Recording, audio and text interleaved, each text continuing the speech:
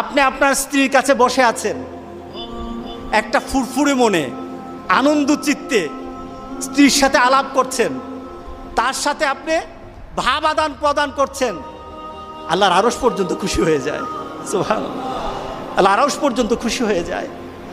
যতক্ষণ পর্যন্ত আপনি এইভাবে আপনার স্ত্রীর সাথে কথা বলতে থাকেন, স্ত্রীর কাছে বসা থাকেন, আপনার আমলনামার মধ্যে সওয়াব লিখতে থাকে।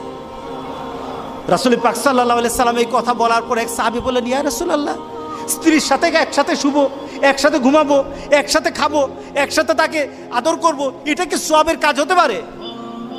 রাসূল পাক সাল্লাল্লাহু আলাইহি সাল্লাম বললেন, আচ্ছা তোমার স্ত্রীকে না নিয়ে তুমি যদি আরেকজন স্ত্রীর কাছে বসে থাকো, আছে কিনা?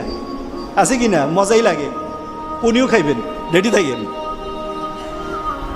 তুমি অন্য কোনো স্ত্রীর পাশে বসে বসে ফিস ফিস ফিস ফিস করলা, মজাই লাগবে, তবে মনে রেখে দিও তোমার আমলনামার মধ্যে জেনার গুনাহ লেখা হবে।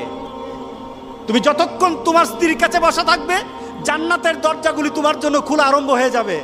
আর যতক্ষণ পর্যন্ত পরস্ত্রীর সাথে বসা থাকবে, ততক্ষণ পর্যন্ত তোমার আমলনামার মধ্যে গুনাহ লেখা হবে কিনা। সাহাবায়ে কেরাম বলেন, ইয়া রাসূলুল্লাহ, অন্য স্ত্রীর সাথে বসলে তো গুনাহ তো হবেই, তাহলে তার উল্টাটা তোমার হালাল বউর সাথে বসলে, তোমার হালাল যাকে হালাল করেছো তার সাথে বসলে সওয়াব হয়ে যাবে। সুবহানাল্লাহ, সুবহানাল্লাহ।